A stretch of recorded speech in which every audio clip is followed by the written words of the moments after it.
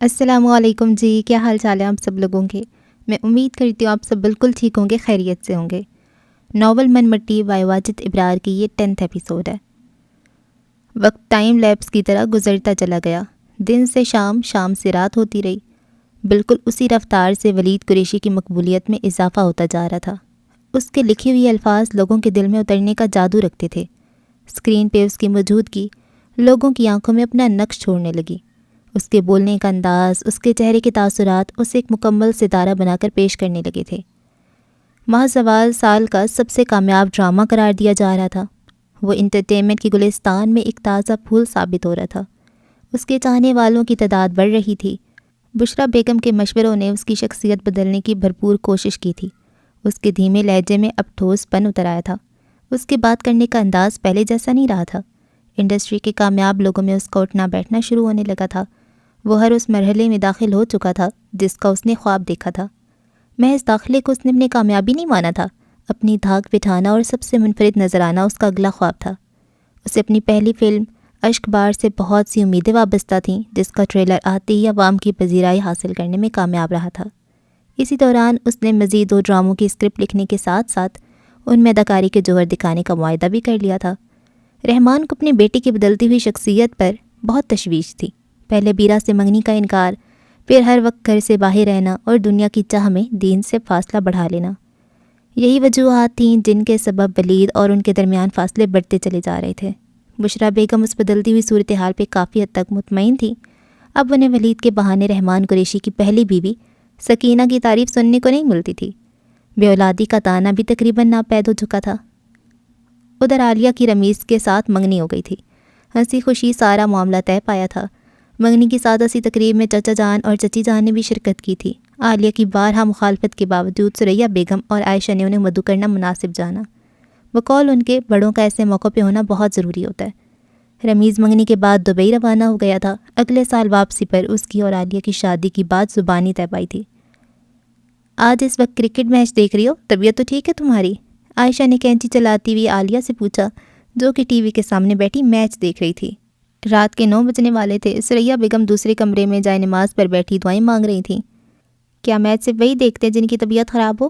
اس نے مڑ کر الٹا سوال دھر دیا۔ روزانہ اس وقت کوئی نہ کوئی ڈرامہ دیکھتی ہو، اس لیے پوچھا۔ جو ڈرامہ اچھا تھا وہ تو ختم ہو گیا، باقی سب میں تو وہی ساس بہو کی لڑائیاں ہوتی ہیں، اکتائی ہوئی لہجے میں بولی۔ تو وہی دیکھ لیا کرو، اسی بہانے سسرال جیسی بلا کو ہینڈل کرنے کے گر بھی سیکھ لوگی۔ اس نے مسکراتی ہوئی کہا تو وہ پیچھے مڑ کر عائشہ کو کنکھیوں سے دیکھنے لگی۔ ابھی مجھ سے ہاں کہلوائی اور اب مجھے ڈرا رہی ہیں؟ ویسے سسرال کے اتنی بری بلائیں جتنے ڈراموں میں دکھاتے ہیں؟ اس نے تشویش بھرے لہجے میں پوچھا۔ کبھی کبھی تو ڈراموں سے بھی بری ہوتی ہیں، وہ اس کی تشویش پہ کینچی چلاتے ہوئے بولی۔ آپ کے کہنے پر ہی مانی تھی میں اس رشتے کے لیے، اب آپ ہی ڈرا رہی ہیں مجھے؟ وہ سنجیدہ تھی۔ ارے بھائی مذاق کر رہی ہوں، ویسے جن باتوں کو سنجیدہ لینا چاہیے تمہیں ان کو مذاق بنا لیتی ہو اور مذاق کو حقیقت سمجھ لیتی ہو۔ چلو میچ بند کرو، کوئی ڈرامہ لگا لو، کان پک گئے میرے کمنٹری سن سن کر۔ عائشہ نے بیزاری سے کہا۔ نہیں ہے کوئی اچھا ڈرامہ، وہی ایک اچھا تھا جسے محض 18 قسطوں میں ختم کر دیا۔ ماہ زوال کی بات کر رہی ہو؟ ظاہر ہے، اور کس کی بات کروں گی؟ کیا آپ نے دیکھا ہے ویسا ڈرامہ گزشتہ سالوں میں؟ ہاں، ماہ زوال تو واقعی کمال کا تھا۔ ویسے عالیہ، ولید قریشی کی جب کتاب پڑھی تھی تو لگتا تھا کہ کوئی بڈھی روح ہوگی۔ کسی عمر رسیدہ شخص کا خیال ذہن میں آتا تھا اس کا ناول پڑھتے ہوئے، مگر ہے کتنا ہینسم ہے نا؟ عالیہ نے اس کی بات کاٹتے ہوئے آہ بھری۔ ہاں، اور اتنی کم عمر میں اتنا گہرا لکھتا ہے، اداکاری بھی بہت گہری تھی اس کی، واقعی بہت ٹیلنٹ ہے اس میں۔ کوئی نیا ڈرامہ نہیں آ رہا اس کا؟ وہ تجسس سے پوچھ رہی تھی۔ ڈرامہ تو پتہ نہیں، البتہ فلم آ رہی ہے اس کی۔ اس دن آپ کو دکھایا تو تھا ٹی وی پہ ٹریلر، پرسوں مارننگ شو میں انٹرویو سنا تھا اس کا، کسی ڈرامے کا ذکر نہیں کیا اس نے۔ عالیہ نے ٹی وی چینل تبدیل کرتے ہوئے جواب دیا۔ یہ فلموں ڈراموں کا تذکرہ ذرا آہستہ کیا کرو، امی نے سن لیا تو کرکٹ کی بجائے ان کی کمنٹری سننی پڑے گی تمہیں۔ اب نہیں کہیں گی وہ کچھ بھی، انہوں نے خود بھی تو پورا ماہ زوال دیکھا ہے، اب ویسے بھی میری منگنی ہو گئی ہے، اتنا تو ایڈوانٹیج ملنا چاہیے نا۔ وہ اترائی۔ تو کیا منگنی کا مطلب آزادی ہوتا ہے؟ عائشہ نے اسے گھورا۔ آزادی ہی تو ملتی ہے جب ماں باپ انہیں کسی اور کے حوالے کر دیتے ہیں۔ گھر سے آزادی، رشتوں سے آزادی، بہن بھائیوں سے آزادی، یہ وہ واحد آزادی ہے جس کی لڑکیوں کو خوشی نہیں ہوتی۔ وہ ایک دم افسردہ ہوتے ہوئے بولی۔ اب ایسی بھی بات نہیں، اداسی کے ساتھ ساتھ لڑکیوں کو خوشی بھی ہوتی ہے اپنا گھر بسانے کی۔ آپ کی منگنی ہوگی نا، تب پتہ چلے گا آپ کو۔ عالیہ نے بے خیالی میں جواب دیا اور واپس ٹی وی پہ نظریں جما دیں۔ عائشہ کو لگا جیسے اس کا دل کینچی سے لیرو لیر کر دیا گیا ہو۔ کچھ لمحوں کی تکلیف کے بعد اس نے اپنا دل دوبارہ ٹانک لیا تھا۔ جس طرح کپڑے پہ لگا پیوند جسم کو ڈھانپ لیتا ہے، اس طرح اس کے دل پر بھی پیوند لگ گیا تھا۔ اس نے رنج تو چھپا لیا، مگر وہ اس نشان کا کیا کرتی جو وقتاً فوقتاً اسے دکھائی دیتا رہتا تھا۔ ٹی وی کی آواز آہستہ کرو، میں بھی نماز پڑھ لوں۔ وہ دل کا بوجھ ہلکا کرنے کی غرض سے اٹھی اور باہر چلی گئی۔ کمرے سے صحن میں لگے بیسن تک کا سفر اس نے سوچوں کی پولیس سے رات سے گزر کے طے کیا تھا۔ اسے ہر روز لگتا تھا کہ وہ کسی روز کٹ کر نیچے گر جائے گی، مگر اس کا صبر جیت جاتا تھا اور اس کا راستہ طے ہو جاتا تھا۔ نماز پڑھنے کے بعد وہ چھت پہ چلی آئی تھی۔ تازہ ہوا میں اس نے گہری سانس لی، پھر وہ کچھ سوچ کر وہاں موجود اس واحد کمرے کا دروازہ کھول کر اندر چلی گئی۔ بہت دنوں سے اسے اس اوپر والے پورشن میں صفائی کا موقع نہیں ملا تھا۔ لائٹ آن کر کے اس نے کمرے میں موجود لکڑی کی الماری کھولی جہاں اس کی لکھی ہوئی کہانیاں خاموش پڑی تھیں۔ اس نے حسرت سے ان رجسٹرز کو دیکھا جن پر اب ہلکی سی گرد کی تہ جمنا شروع ہو گئی تھی۔ اتنے میں عالیہ بھی کمرے میں روشنی دے کر اوپر ہی چلی آئی۔ یہاں کیا کر رہی ہیں آپ اس وقت؟ اس نے آتی سوال کیا۔ کچھ نہیں، سوچ رہی ہوں کل اس کمرے کی بھی صفائی کر ہی دوں، بہت دن ہو گئے یہاں صفائی کی ہوئی ہے۔ وہ الماری سے سارے رجسٹر نکالتی ہوئی بولی۔ اب ان کا کیا کرنا ہے؟ پڑے پڑے گرد جم گئی ہے ان پر، سبردی والے کو دے دوں گی۔ اس نے بے دلی سے سارے رجسٹر پلنگ پر پھینک دیے۔ عالیہ نے بجلی کی تیزی سے آگے بڑھ کر ان کے رجسٹر اٹھا لیے۔ ایسا ہرگز نہیں کرنی دوں گی میں آپ کو۔ تو پھر اور کیا کرنا ہے ان کا؟ اچار ڈالنا ہے؟ ہاں بے شک اچار ڈالیں، لیکن آپ ان کو ردی میں نہیں دیں گی۔ اس نے دو ٹوک انداز میں کہا۔ اتنی محنت سے لکھا ہے، یہ ضائع نہیں کرنی دوں گی آپ کو۔ محنت کاہے کی؟ فارغ وقت میں وقت گزاری کے لیے لکھا تھا، لاؤ ادھر واپس تو مجھے۔ وہ اس کی طرف ہاتھ پھیلا رہی تھی۔ نہیں دوں گی، مجھے پتہ ہے آپ یا تو ردی والے کو دل کا حال بیچ دیں گی کوڑی کے بھاؤ، یا انہیں نظر آتش کر دیں گی۔ یہ جو ہر وقت ماہ زوال کے ڈائیلاگ بولتی رہتی ہو نا، مجھ پر نہیں ہونا ان کا سر۔ لاؤ ادھر واپس کرو مجھے، اگر امی نے دیکھ لیا تو خفا ہوں گی۔ نہیں ہوں گی خفا، بلکہ انہیں تو ان کہانیوں کے نہ چھپنے کا افسوس ہے۔ انہیں لگتا ہے کہ اگر یہ چھپ جاتی تو آپ کی سلائی سے جان چھوٹ جاتی۔ کیا مطلب؟ تم نے امی کو بتا دیا تھا؟ وہ کشمکش کا شکار ہو رہی تھی۔ میں نے بتایا نہیں تھا، بلکہ انہوں نے خود دیکھ لی تھی یہ ساری داستانیں، اور پھر جب بار بار مجھ سے پوچھا تو مجھ سے رہا نہ گیا۔ تو تم نے سارا کچا چٹا کھول کے انہیں سنا دیا؟ وہ غصے میں تھی۔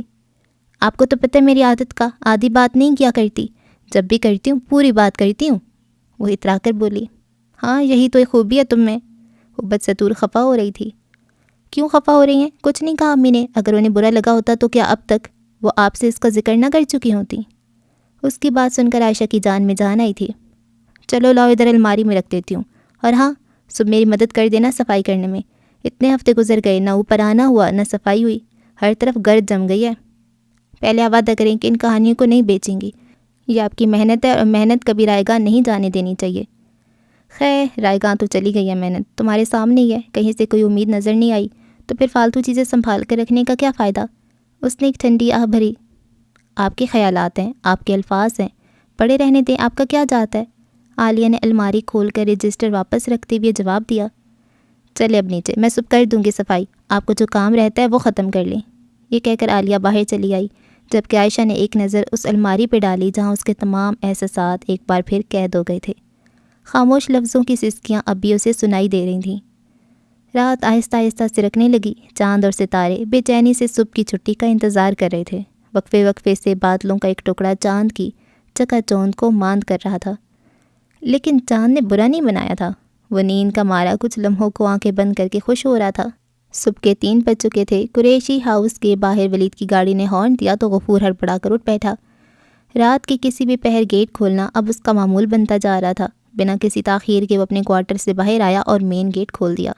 گاڑی سے باہر آتے ہوئے ولید نے اپنا فون کان سے لگا رکھا تھا۔ غفور نے اسے سلام کیا، جسے وہ نظر انداز کرتا ہوا اندر چلا گیا۔ اس کی ملائی ہوئی کال روفی نے اٹھا لی۔ ہاں ولید، خیریت ہے؟ جو رات کے اس وقت فون کیا؟ اس نے کال اٹینڈ کرتے ہوئے پوچھا۔ ہاں خیریت ہی ہے، دراصل تمہیں کہنا تھا کہ مارننگ شو والا انٹرویو ملتوی کر دو۔ وہ اپنے کمرے میں داخل ہوتے ہوئے بولا۔ کینسل کر دوں؟ مگر کیوں؟ Is everything all right? ان سے اگلے ہفتے کی کوئی ڈیٹ لے لو، دراصل مسلسل شوٹنگ سے میں تھک گیا ہوں، کچھ دن آرام کرنا چاہتا ہوں۔ وہ گلے سے ٹائی نکالتے ہوئے بیزاری سے بولا۔ وہ تو ٹھیک ہے ولید، مگر شو کے پروڈیوسرز نے جو ایڈوانس پیمنٹ کیا اس کا کیا ہوگا؟ میں نے ڈیٹ آگے کرنے کو کہا ہے، ختم کرنے کا نہیں کہہ رہا۔ وہ بیڈ پہ بیٹھ کر جوتے اتارتے ہوئے بولا، چلو ٹھیک ہے، آئی ول مینیج، میں صدیقی صاحب سے بات کر لوں گا، تو آرام کرو۔ اوکے، کل شام کو ملاقات کرتا ہوں، مجھے مزید پروجیکٹس ڈسکس کرنے ہیں۔ بدقسمت کے لیے تو ڈسکس کرنا بنتا ہی نہیں ہے، آنکھیں بند کر کے سائن کر لو۔ جس نے بھی کلیم خیانی کے ساتھ کام کیا وہ بڑے پردے پر ستارہ بن کر ابھرا ہے، روفی نے اسے سمجھاتے ہوئے کہا۔ اس بات سے کون انکاری ہے، مگر میں اشک بار کا نتیجہ دیکھنا چاہتا ہوں پہلے۔ گھڑی اتار کر اس نے ڈریسنگ ٹیبل پہ رکھتے ہوئے جواب دیا، دیکھ لو ولید، وہ تمہاری پہلی فلم ہے اور بہتر ہے کہ اس کے نتیجے کا انتظار کیے بغیر بدقسمت پہ قسمت آزما لو۔ کوئی نہیں جانتا کہ اشک بار کس حد تک کامیاب ہوگی یا پھر کامیاب ہوگی بھی یا نہیں، اس لیے جو پروجیکٹ مل رہا ہے اسے سائن کر لو۔ کلیم خیانی بڑا نام ہے، اس کی ڈائریکشن تمہیں سٹار سے سپر سٹار بنا سکتی ہے۔ یہ بھی تو ہو سکتا ہے کہ اشک بار کے ٹریلر کی طرح فلم بھی کمال کر جائے۔ میں نہیں چاہتا، مجھے اگر بدقسمت سے بھی بڑی آفر ہو تو میرے پاس وقت نہ ہو، میں کسی بھی بڑے موقع کو کھونا نہیں چاہتا۔ اس نے آئینے کے سامنے کھڑے ہو کر نیند سے سرخ ہوتی ہوئی اپنی آنکھوں میں دیکھتے ہوئے کہا، ٹریلر کی کامیابی پہ مت جاؤ، یہاں بڑے بڑے ٹریلر آئے اور غائب ہو گئے، لوگ کہانی دیکھتے ہیں، ٹریلر میں ساری کہانی سمجھ نہیں آتی اکثر، لہٰذا میرا مشورہ ہے کہ کلیم صاحب کو ہاں کر دو، کہیں ایسا نہ ہو کہ ستاروں کی خواہش میں کوئلے ہاتھ لگے۔ وہ روفی کی بات پر کچھ لمحوں کے لیے سوچ میں پڑ گیا۔ ویسے بات تو تمہاری بھی غلط نہیں ہے، چلو پھر ایک کام کرو، میری ان سے میٹنگ رکھ لو پرسوں کی، اور ہاں، کسی بھی اخباری انٹرویو کی حامی مت بھرنا، میں صرف اسکرین پہ آنا چاہتا ہوں، کاغذ کے ٹکڑوں پہ نہیں۔ ٹھیک ہے، جیسے تم بہتر سمجھو، لیکن کوئی بھی موقع ہاتھ سے جانے مت دینا، قطرہ قطرہ مل کر دریا بنتا ہے۔ یس آئی نو، کل شام کو ملاقات ہوتی ہے پھر۔ روفی کو خداحافظ کر کے اس نے فون وہیں ڈریسنگ ٹیبل پہ رکھ دیا۔ مزید قریب ہو کر اس نے آئینے میں خود کو غور سے دیکھا۔ سپر سٹار ولید قریشی، اپنے خوبرو چہرے پر ہاتھ پھیرتی ہوئی اس نے زیر لب کہا۔ اس کی آنکھوں کی چمک سے آئینہ دھندلا گیا تھا۔ میرے اندر کیا کچھ تھا اور میں نے اتنے سال بس خواب دیکھنے میں گزار دیے، اب منزل ملنے لگی ہے تو لگتا ہے ماضی سارا بیکار تھا، وقت کا ضیاع تھا۔ فریش ہونے کے بعد وہ بیڈ پہ لیپ ٹاپ کھول کر بیٹھ گیا۔ ان دنوں ٹیکنالوجی میں آنے والے انقلاب اور سماجی رابطے کی ویب سائٹس کے لانچ ہونے پر اسے کافی مدد ملی تھی۔ اس نے ایسی ایک ویب سائٹ پر اپنا ایک فین پیج بنایا تھا جو دیکھتے ہی دیکھتے لاکھوں لوگوں کو اکٹھا کرنے میں کامیاب ہو گیا تھا۔ پیج چیک کرنے کے بعد اس نے اپنا میل باکس کھول لیا، ساری میلز پہ سرسری سے نگاہ ڈال کر وہ انہیں ڈیلیٹ کیے جا رہا تھا۔ پھر ایک میل پر اس کی سرسری نگاہ جیسے ٹک گئی تھی، مسلسل پڑھنے کے بعد اس نے اسے ڈیلیٹ کیے بغیر چھوڑ دیا تھا۔ کچھ سوچتی ہوئی اس نے بدقسمت نامی فائل کھول لی۔ روفی کی باتوں نے اسے اس فلم کے لیے کہیں نہ کہیں آمادہ کر لیا تھا۔ اسے بخوبی اندازہ تھا کہ وہ فلم کتنی بڑی تھی، مگر کسی اور کی لکھی ہوئی اسکرپٹ پہ اداکاری کرنا اس سے مشکل لگ رہا تھا۔ فائل کھول کر اس نے سائڈ ٹیبل پہ رکھے الارم کلاک پہ نگاہ دوڑائی۔ صبح کے 4 بج چکے تھے۔ اس نے کچھ سوچتے ہوئے کال بیل بجا دی۔ کچھ ہی دیر بعد زینت آنکھیں ملتی ہوئی حاضر ہوئی تھی۔ سلام چھوٹے صاحب، کچھ چاہیے تھا آپ کو؟ ہاں، 1 کپ چائے، اس نے لیپ ٹاپ پہ نگاہیں جماتے ہوئے جواب دیا۔ زینت سر ہلاتی ہوئی وہاں سے چلی گئی۔ آدھا اسکرپٹ پڑھنے کے بعد نیند نے اس کی آنکھوں میں دم کر رکھا تھا، چائے بھی نیند کا حملہ روک نہیں پائی تھی۔ اس نے لیپ ٹاپ بند کر کے ایک طرف رکھ دیا اور لیٹ کر آنکھیں بند کر لیں۔ اس کی نیند میں اترتے ہی فجر کی اذانوں سے فضا گونج اٹھی، مگر اب اذانوں کی گونج اس کے کانوں تک نہیں پہنچتی تھی۔ اس کے کانوں میں بس ایک ہی شور رہتا تھا، ولید قریشی، آٹوگراف پلیز۔ حی علی الفلاح جیسے روح کو تڑپا دینے والے جملے فضا میں بلند ہو رہے تھے، مگر وہ آنکھیں بند کیے خوابوں کی دنیا کا بادشاہ بنا بیٹھا تھا، ایک ایسی سلطنت جس کا وہ بلا مقابلہ بادشاہ بن گیا تھا۔ رحمان قریشی نے حسب معمول وضو کیا اور اپنے کمرے سے باہر آئے۔ ایک مایوس اور بے بس نظر انہوں نے سیڑھیوں کی طرف دوڑائی اور پھر سر جھکاتے ہوئے مسجد کے لیے نکل پڑے۔ اٹھ جاؤ بیٹا، کب تک سوتے رہو گے؟ بشرا بیگم نے کھڑکیوں سے پردے ہٹاتے ہوئے ولید کو جگایا۔ وہ آنکھیں ملتا ہوا اٹھ بیٹھا۔ روز اتنی دیر سے ناشتہ کرتے ہو، صحت پہ برا اثر پڑتا ہے۔ جانتا ہوں امی، مگر کام اتنا زیادہ ہے کہ نیند بھی پوری نہیں ہوتی، وہ انگڑائی لیتی ہوئی بولی۔ صحت ہو تو کام بھی ہوتے ہیں، دیکھو ذرا کتنے دبلے پتلے ہو گئے ہو، رہی صحیح کا سر جم میں نکال آتے ہو۔ سمارٹ نظر آنا بھی تو ضروری ہے نا، اور پھر آپ ہی تو کہتی ہیں کہ سٹار بننے سے زیادہ سٹار لگنا ضروری ہے۔ وہ بیڈ سے اٹھ کھڑا ہوا۔ ابو چلے گئے آفس؟ اس نے سرسری سے انداز میں پوچھا۔ ہاں چلے گئے، اور اب تم فریش ہو کر نیچے آ جاؤ، میں زینت سے کہہ کر ناشتہ بنواتی ہوں تازہ۔ اتنا عرصہ بیت گیا، وہ اب بھی خفا ہے مجھ سے، مجھے سمجھ نہیں آتی آخر میں نے کیا برا کیا ہے جو ان کی ناراضی اتنی لمبی ہو گئی ہے۔ تم نے کچھ برا نہیں کیا بیٹا، اپنی زندگی کے فیصلوں پر تمہارا پورا اختیار ہے۔ رہی تمہارے باپ کی بات تو وہ خفا نہیں ہے تم سے، بس تمہارے معاملے میں کانشیس ہو گئے ہیں۔ کانشیس؟ مگر کیوں؟ ظاہر ہے بیٹا تم ان کی اکلوتی اولاد ہو، اور جس طرح تمہارا سرکل بڑھتا جا رہا ہے، مصروفیات بڑھتی جا رہی ہیں، وہ اس بات سے خوف زدہ ہیں کہ کہیں تم صرف اپنے کام کے ہو کر نہ رہ جاؤ۔ تم فکر مت کرو، میں انہیں سمجھاتی رہتی ہوں، تم بس اپنے کریئر پہ توجہ دو۔ آپ کی سپورٹ کی وجہ سے ہی میں آگے بڑھ رہا ہوں امی، جتنا آپ نے مجھے نکھارا ہے اتنا کسی ڈائریکٹر نے بھی نہیں نکھارا۔ اس نے مسکراتی ہوئی بشریٰ بیگم کے کندھوں پر اپنے ہاتھ ٹکا دیے۔ بکن صرف ٹوسٹ پی لگایا کرو، آپ جلدی سے فریش ہو کر آ جاؤ نیچے، بشریٰ بیگم نے مسکراتی ہوئی کہا تو اس نے اپنے ہاتھ ہٹا لیے۔ آپ کی بیرا سے بات ہوئی؟ اس نے سوال کیا تو وہ جاتے جاتے رک گئیں۔ نہیں، کافی دنوں سے بات نہیں ہوئی میری، مجھے لگتا ہے کہ بہت مصروف کر لیا اس نے خود کو۔ مصروفیت کیسی؟ جاب تو وہ پہلے بھی کرتی تھی، ولید نے کچھ سوچتے ہوئے پوچھا۔ ہاں، وہ مجھے بتا رہی تھی کہ اس نے کچھ نئی سہیلیاں بنا لیں اپنی، شاید فارغ وقت انہی کے ساتھ گزارتی ہوگی۔ چلیں ٹھیک ہے، آپ جائیں، میں فریش ہو کر آتا ہوں۔ ان کے جانے کے بعد اس نے اپنا فون اٹھا لیا اور ان باکس کھول کر دیکھا، جہاں پیغامات کی ایک لمبی فہرست تھی۔ نیچے آتے آتے اسے بیرا کا ایک پیغام ملا جو کہ اس کے کہے گئے گڈ مارننگ کا جواب تھا، اور یہ پیغام اسے 2 ہفتے پہلے موصول ہوا تھا۔ اس نے کچھ سوچ کر اسے گڈ مارننگ کا پیغام بھیج دیا تھا۔ عجیب لڑکی ہے، پہلے دن میں کئی بار صرف میرے وقت پر میسج نہ کرنے پہ لڑا کرتی تھی، اور اب اتنے دن ہو گئے نہ کوئی شکوہ کیا اور نہ ہی کوئی سوال پوچھا۔ لگتا ہے سارا وقت اب نئے دوستوں کے لیے ہے اس کا۔ سوچتی ہوئی اس نے اپنا فون بیڈ پہ رکھا اور واش روم چلا گیا۔ اس کے جاتے ہی اس کا پھول تھر تھر کانپنے لگا تھا۔ فون کی اسکرین پہ فیضان کا نام چمک رہا تھا۔ کچھ لمحوں کے بعد کال مس ہو گئی تھی، یوں اس کے مس ہونے والی کالز میں مزید اضافہ ہو گیا تھا۔ ناشتے سے فارغ ہو کر اس نے فیضان کو خود کال ملا لی تھی۔ مل گیا وقت آپ کو میرے لیے؟ کال اٹھاتی اس نے شکوہ کیا تھا۔ ہاں مل گیا، تبھی تو کال کر رہا ہوں، وہ فراخ دلی سے بولا۔ بڑی مہربانی جی آپ کی، ورنہ ہم غریب تو نا امید ہی ہو گئے تھے۔ تم سے آپ کہہ دیا مجھے، اور اداس بھی ہو رہے ہو خود۔ تو اور کیا، جب اتنے مشہور ہو کر کئی دن تک فون ہی اٹھاؤ گے تو آپ کو تم کہنا مناسب نہیں لگتا۔ تمہاری شکایت بجائے، لیکن تمہیں اندازہ ہونا چاہیے میری مصروفیت کا، نیند تک پوری نہیں ہوتی میری۔ انسان جتنا بھی مصروف ہو جائے وہ اپنوں کے لیے وقت نکال ہی لیتا ہے۔ یاد کرو، فون تو دور کی بات ہے، ہمیں تو ملے بھی اتنے دن ہو گئے ہیں۔ سب یاد ہے مجھے، بس صورتحال کچھ ایسی ہے کہ اپنے لیے بھی وقت میسر نہیں، ولید نے ٹھنڈی آب بھرتے ہوئے کہا۔ تو کام کم کرو، ضروری نہیں ہر ملنے والا کام کرنا ہی کرنا ہے۔ میں فی الحال کسی بھی آفر کو انکار کرنے کی پوزیشن میں نہیں ہوں، ویسے بھی فینس مجھے دیکھنا چاہتے ہیں اور میں بھی چاہتا ہوں کہ میرا ان سے رابطہ بنا رہے۔ یہ ایسی دنیا ہے جہاں ایک منظر سے غائب ہو جائے تو کوئی دوسرا منظر پہ ابھر آتا ہے۔ میں بھی یہی کہوں گا کہ فینس ہوتے ہیں، دوست نہیں۔ آج تم ان کے لیے آئیڈل ہو تو کل ان کا فیوریٹ کوئی اور ہوگا، مگر دوست ہمیشہ ساتھ رہتے ہیں، صورتحال چاہے جیسی بھی ہو۔ میرے فینس ایسے نہیں ہیں، وہ مجھے دل سے پسند کرتے ہیں، میرے ٹیلنٹ کو پہچانتے ہیں، اور ٹیلنٹ کبھی نہیں مرتا، اپنے پیچھے اپنا کام چھوڑ جاتا ہے۔ میں ان کے لیے اتنا کچھ چھوڑ جاؤں گا کہ وہ مجھے ہمیشہ کے لیے یاد رکھیں گے۔ فیضان نے تلخ مسکراہٹ سے اس کی بات کی نفی کر دی۔ مرنے کے بعد تو ماں باپ اور بہن بھائی تک بھلا دیتے ہیں، پھر یہ فینس تو ایک فینسی کیفیت کا نام ہے، اور فینسی چیزیں ہمیشہ برقرار نہیں رہتی۔ اور تمہاری یہ بات بھی فینسی ہے، جب آپ اپنے ساتھ کچھ اچھا چھوڑ جاتے ہیں تو پیچھے رہ جانے والے یاد ضرور کرتے ہیں۔ نہیں ولید، لوگ واقعی بھول جاتے ہیں اپنے ہاتھوں سے دفنا کر، یوں جیسے دفناتے ہی سرٹیفکیٹ مل گیا ہو کہ اب نہیں ملنا، پیچھے مڑ کر نہیں دیکھنا، مٹی پر مٹی ڈال کر سمجھتے ہیں کہ مٹی ہو گیا۔ اچھا اب یہ اداس باتیں چھوڑو، یہ بتاؤ کہ کب آ رہے ہو ملنے؟ آج میں نے کچھ بریک لیا کام سے۔ میں آیا تھا کل ملنے، مگر تم گھر پہ موجود نہیں تھے، تو آنے سے پہلے فون کر دیتے، پوچھ لیتے مجھ سے کس وقت آئے تھے تم۔ فون اٹھاتے کب ہو تم؟ چاہو تو اپنا موبائل فون چیک کر لو، کل اسی وقت آیا تھا، سوچا کہ تم سو کر اٹھ گئے ہوگے، مگر آنٹی نے بتایا کہ تم گھر پہ نہیں ہو۔ اچھا ٹھیک ہے، تم ابھی آ جاؤ، میں انتظار کر رہا ہوں۔ میں نہیں آؤں گا، تم آؤ گے، اور وہ بھی جم۔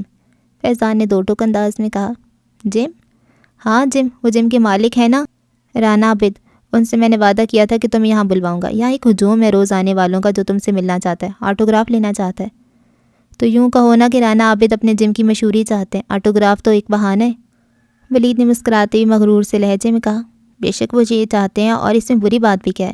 تم اپنے فین سے بھی مل لو گے اور رانا عابد کا بھی بھلا ہو جائے گا، میری ویلیو بھی بڑھ جائے گی ان سب کے سامنے۔ چلو ٹھیک ہے، میں آتا ہوں کچھ دیر تک، مگر زیادہ دیر تک نہیں ٹھہر سکوں گا وہاں۔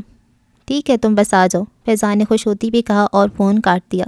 فون کاٹتی اس نے یہ خوشخبری جم میں موجود تمام لڑکوں سمیت رانا عابد کو سنا دی تھی۔ کہاں جانے کی بات ہو رہی تھی؟ بشریٰ بیگم نے آتی ولید سے پوچھا۔ فیضان سے ملنے جا رہا ہوں۔ ہاں وہ کل آپ نے بتایا نہیں مجھے کہ فیضان ملنے آیا تھا؟ سو رہے تھے تم، میں نے کہہ دیا کہ گھر پہ نہیں ہو، پہلے ہی نیند پوری نہیں ہوتی تمہاری۔ پھر بھی امی، وہ میرا دوست ہے، چل کر آیا تھا ملنے، آپ جگا دیتی مجھے۔ میں تمہاری ماں ہوں، میرے نزدیک تمہارا آرام زیادہ ضروری ہے، اور اب تم پہلے والے ولید نہیں رہے کہ کوئی بھی چاہے ملنے چلا آئے۔ امی وہ کوئی بھی نہیں، میرے دوست ہے بچپن کا، میرے نزدیک اس کی بہت اہمیت ہے۔ ٹھیک ہے ہوگا دوست، میں کب کہہ رہی ہوں کہ وہ دوست نہیں ہے، میں بس یہ کہنا چاہ رہی ہوں کہ اپنا قیمتی وقت ایسے لوگوں پہ ضائع مت کرو جہاں سے تمہیں کچھ حاصل نہیں ہوتا۔ مجھے اس سے کوئی مطلب نہیں امی، نہ مجھے کچھ حاصل کرنا ہے اس سے۔ تمہیں مطلب نہیں ہے مگر اسے تو ہے نا، 100 طرح کی ضرورتیں ہیں اس کی جو تم پوری کرتے ہو۔ کیسی باتیں کر رہی ہیں امی، وہ دوست ہے میرا، میں نہیں پوری کروں گا تو کون پوری کرے گا؟ اس نے امی کو قائل کرنے کی کوشش کی۔ ضرورتیں پوری کرنے سے نہیں روک رہی، مگر اب تمہارا اس سے یا کسی سے بھی یوں ملنا مناسب نہیں۔ بڑا بننا ہے تو اپنا اٹھنا بیٹھنا بڑے لوگوں میں رکھو اور انہی لوگوں کے ساتھ اپنا وقت گزارو۔ کہیں ایسا نہ ہو کہ جو منزل ابھی تمہیں پوری طرح ملی بھی نہیں وہ تم سے دور ہو جائے۔ اپنے دل کو چھوٹا اور اپنی محنت کو بڑا کرو بیٹا، تم ایک سپر سٹار بنو گے، لوگ تمہاری قدر کریں گے، تمہاری ایک جھلک کو ترسیں گے۔ اگر خود کو ضرورت سے زیادہ دستیاب ظاہر کرو گے تو لوگ کہاں ترسیں گے بیٹا؟ آپ کی بات اپنی جگہ ٹھیک ہے امی، لیکن وہ بات ٹھیک ہے تو بس بات ختم، بشرا نے اسے ٹوکتے ہوئے کہا۔ ماں ہوں تمہاری، کبھی بھی تمہیں غلط مشورہ نہیں دوں گی، صرف وہی کرنے کو کہوں گی جس میں میرے بیٹے کی شہرت کو 4 چاند لگیں گے۔ آگے بڑھ کر انہوں نے ولید کے چہرے کو اپنے ہاتھوں میں قید کر لیا تھا۔ آپ کے مشوروں پہ چل کر یہاں تک پہنچ جاؤں، جو آپ مناسب سمجھیں گی میرے لیے میں وہی کروں گا، مگر امی ایک ہی سچا دوست ہے میرا، میرے اچھے برے وقت کا ساتھی ہے وہ، اس سے کیسے خود کو دور کر لوں؟ اس نے کھوئی ہوئے لہجے میں کہا۔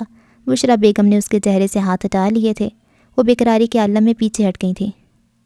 برا مت ماننا بیٹا، کیا مجھے بتا سکتے ہو کہ کون سا برا وقت آیا تم پر اور اس نے تمہارے لیے کیا کچھ کیا ہو؟ اور اچھے وقت میں کیا دیا اس نے تمہیں؟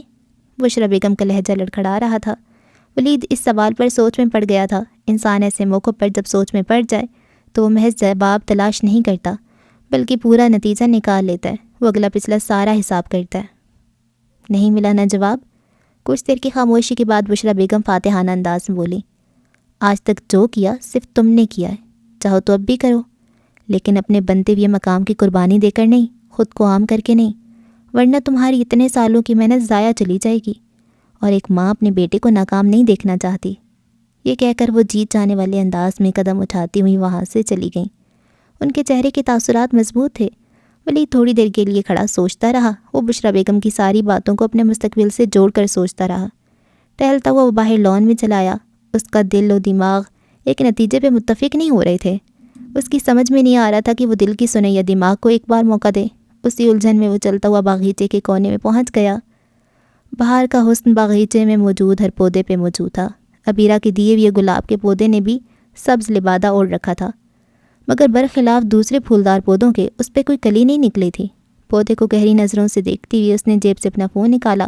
اسے ابیرہ کو بھیجے گئے گڈ مارننگ کے پیغام کا اب تک کوئی جواب نہیں آیا تھا۔ ایک تھکی ہاری مسکراہٹ نے اس کے چہرے کا طواف کیا اور غائب ہو گئی۔ اسی اثناء میں گھر کی ڈور بیل بجی۔ اس نے مڑ کر گیٹ کی طرف دیکھا جہاں غفور نے دروازہ کھول کر ڈاکیے سے ڈاک وصول کر لی تھی۔ فاصلے سے اس نے اندازہ لگا لیا تھا کہ غفور کے ہاتھ میں لفافے کی بجائے ایک موٹا سا پیکٹ تھا۔ اس سے پہلے کہ وہ کوئی اور اندازہ لگاتا، غفور نے آ کر اسے پارسل تھما دیا تھا۔ وہ لان سے واپس اپنے کمرے میں چلا آیا۔ پارسل کو دونوں طرف غور سے دیکھ کر اس نے کھول لیا۔ پارسل کے کھلتی ایک تہ لگا کاغذ فرش پہ گر پڑا تھا۔ اس نے جلدی سے وہ کاغذ اٹھا لیا۔ بھیجنے والے نے اپنا نام نہیں لکھا تھا۔ تحریر ایک شکوے سے شروع ہو کر ایک امید پہ ختم ہو گئی تھی۔ اس پہ لکھا تھا، السلام علیکم ولید قریشی، میں نہیں جانتی کہ آپ میری ای میلز کی طرح میرا خط بھی پڑھیں گے یا نہیں۔ مجھے یہ امید ہرگز نہیں ہے کہ آپ ایک ادنا سی فین کا یہ خط پڑھیں گے، مگر پھر بھی لکھنے کا آخری آپشن استعمال کر رہی ہوں۔ میں یہ خط آپ کے کام کی تعریف کے لیے نہیں لکھ رہی، نہ ہی میری ایسی کوئی کوشش ہے اور نہ ہی آپ کو ایسی ضرورت۔ ساری دنیا آپ کو اور آپ کے کام کو مانتی ہے۔ میں صرف ایک مدد چاہتی ہوں۔ میں چاہتی ہوں کہ جو آپ کو بھیج رہی ہوں وہ آپ ایک بار ضرور پڑھیں، اور اگر وہ کہانی پڑھ کر آپ کا ذرا برابر بھی دل پگھلے تو خدا کے لیے جواب دیں۔ آپ ہی کی طرح احساس لکھنے والی کو آپ کی مدد کی ضرورت ہے، آپ کے نام کی ضرورت ہے۔ اب آپ سوچ رہے ہوں گے کہ آپ کو سفارش کرنے کا کہہ رہی ہوں۔ ہاں ایسا ہی ہے، کیونکہ کسی کا ٹیلنٹ بچانے کے لیے، کسی کا میرٹ پر رکھنے کے لیے اگر سفارش کرنی پڑے تو وہ کوئی بری بات نہیں ہے۔ میں آپ کو یہ سارے صفحات پڑھنے کا نہیں کہہ رہی، آپ بس اپنی مرضی سے ان سینکڑوں صفحات میں سے کوئی بھی صفحہ نکال کر پڑھ لیجئے۔ اگر دل کو نہ لگے تو آپ کی مرضی، بے شک جواب مت دیں، لیکن آپ وعدہ کریں کہ اگر ایک بھی لائن آپ کے دل کو چھو گئی تو آپ رابطہ کریں گے، مدد کریں گے۔ خط کے آخر میں اپنا نمبر اور گھر کا پتہ چھوڑ رہی ہوں، اس امید کے ساتھ کہ آپ کے دل کو کوئی صفحہ چھو جائے اور آپ کوئی جواب دینے پہ مجبور ہو جائیں۔ خدا حافظ، آپ کی ایک نامعلوم فین۔ خط پڑھنے کے بعد وہ کافی دیر تک خط میں لکھے ہوئے لفظوں کے بارے میں سوچتا رہا۔ پھر اس نے مڑ کر پیکٹ کی طرف دیکھا جس میں سینکڑوں صفحات کی فوٹو کاپیاں موجود تھیں۔ وارڈروب کا ایک دراز کھول کر اس نے وہ خط پیکٹ سمیت اس دراز میں رکھ دیا جہاں سینکڑوں خطوط پہلے سے ہی مقید تھے۔ اس نے خط میں لکھی کسی بھی بات کو سنجیدگی سے نہیں لیا تھا اور ایسے خطوط کا ملنا اس کے لیے معمول کی بات تھی۔ اسی دوران اس کے موبائل کی اسکرین جگمگا اٹھی۔ فیضان کا نام دے کر اس نے ایک لمحے کے لیے کچھ سوچا اور پھر فون کو الٹا رکھ دیا۔ آج اتوار کا دن تھا۔ عبیرہ کا سارا دن گھر کی صفائی ستھرائی، کپڑے استری کرنے اور ہفتہ بھر کی گروسری کرنے میں گزر گیا تھا۔ شام کو اس نے شاویز کی طرف سے آئس کریم کی آفر قبول کر لی تھی۔ وہ کب سے دیے گئے وقت پر پارک میں بیٹھی اس کا انتظار کر رہی تھی اور وقتاً فوقتاً قلعے پہ چمکتی ہوئی گھڑی پہ نظر ڈال رہی تھی۔ تم نے بلایا اور ہم چلے آئے۔ کچھ دیر بعد شاویز کی گنگنانے کی آواز اس کی سماعتوں سے ٹکرائی۔ اس نے مسکرا کر عقب میں دیکھا، وہ دیوانوں کی طرح سینے پہ ہاتھ رکھے کھڑا تھا۔ حقیقت اس کے برعکس ہے، وہ مسکراتے ہوئے بولی۔ ہمیشہ تم بلاتے ہو اور میں چلی آتی ہوں۔ میں بلاؤں یا تم، ایک ہی بات ہے، وہ اس کے ساتھ بینچ پر بیٹھتے ہوئے شوخ لہجے میں بولا۔ خوبصورتی سے بات سمیٹ لیتے ہو، اس معاملے میں تم مجھ سے کبھی ہار نہیں سکتے۔ عبیرہ نے اس کی طرف دیکھتے ہوئے اس کی تعریف کی۔ ایک معاملے میں تم ہمیشہ مجھے ہرا دیتی ہو، باقی سب معاملوں کی جیت بھی اس ہارے ہوئے معاملے کے سامنے ہار جاتی ہے۔ وہ پارک میں فٹ بال کھیلتے ہوئے بچوں کی طرف دیکھتے ہوئے بولا، اس کا لہجہ سنجیدگی میں لپٹا تھا۔ اچھا، عبیرہ نے اس کے سنجیدہ ہوتے ہوئے چہرے کا جائزہ لیا۔ ہے کون سا وہ معاملہ ویسے؟ میرے سینے کی لیفٹ سائڈ کا معاملہ، وہ دل پہ ہاتھ رکھتے ہوئے ٹوٹ جانے کی اداکاری کر رہا تھا۔ تم بھی نا، وہ مسکرائے بغیر نہیں رہ سکی۔ کیا میں بھی نا؟ اس نے بے اختیار پوچھا۔ اداکار ہو پورے، کہو تو ولید سے سفارش کر کے کوئی رول دلوا دوں تمہیں، وہ اسے چھیڑ رہی تھی۔ مجھے مشہور ہونے کا کوئی شوق نہیں، تم تو جانتی ہو مجھے، وہ پر اعتماد ہو کر بولا۔ ہاں بھائی، شہرت کھٹی جو ہے، وہ کھلکھلائی۔ خیر، شہرت تو کڑوی بھی ہوتی ہے، وہ عبیرہ کی طرف میں نے خیز نظروں سے دیکھتی ہوئے سنجیدگی سے بولا۔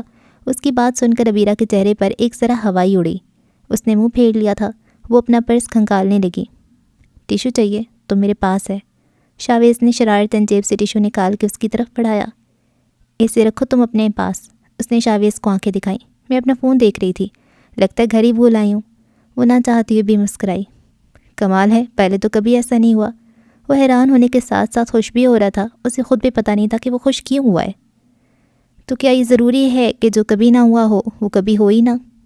ضروری تو نہیں ہے، لیکن یہ ایک طرح کی ہار ہوتی ہے انسان کی۔ بالکل غلط کہا تم نے، اس نے نفی میں سر ہلایا۔ مجھے لگتا ہے کہ یہ جیت ہوتی ہے، یا پھر یوں سمجھ لو یہ اپنے اپنے تجربے پہ منحصر ہے۔ تو تمہیں لگتا ہے کہ تم جیت رہی ہو؟ اس نے تشویش بھرے لہجے میں پوچھا۔ جیت رہی نہیں، جیت چکی ہوں، لیکن شاویز اس جیت میں مزہ نہیں ہے، وہ کھوئی ہوئے لہجے میں بولی۔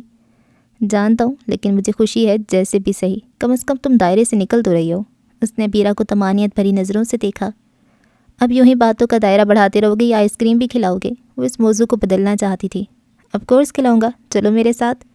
وہ اٹھ کھڑا ہوا، پھر وہ دونوں چلتے ہوئے پارک کے وسط میں بنے ایک آئس کریم سٹینڈ پر پہنچ گئے۔ اگلے ویکنڈ کی تیاری پکی ہے نا؟ شاویز نے آئس کریم کا کپ اس کی طرف بڑھاتے ہوئے پوچھا۔ اس کا اشارہ اگلے ہفتے ریلیز ہونے والی فلم اشک بار کی طرف تھا۔ پکی تیاری ہے، وہ آئس کریم پکڑتے ہوئے بولی۔ رات 10 بجے والا شو ٹھیک رہے گا؟ ہاں ٹھیک ہے، تم بکنگ کروا لینا، آئی ول پے دا بل۔ لڑکیاں آفر نہیں کرتی لڑکوں کو، اسے گھور رہا تھا۔ جانتی ہوں، مگر میرے کزن کی پہلی فلم ہے، اسی لیے میرا حق بنتا ہے۔ آئس کریم کھاتی ہوئے وہ بے خیالی میں بولی۔ وہ کچھ لمحوں تک اسے آئس کریم کھاتے ہوئے دیکھتا رہا۔ اسے یقین ہو رہا تھا کہ عبیرہ جیت کی طرف بڑھ رہی ہے، ایسی جیت جو آخری آپشن کی صورت میں ملی ہو۔ وہ کھو سا گیا تھا۔ کیا ہوا، چپ کیوں ہو گئی؟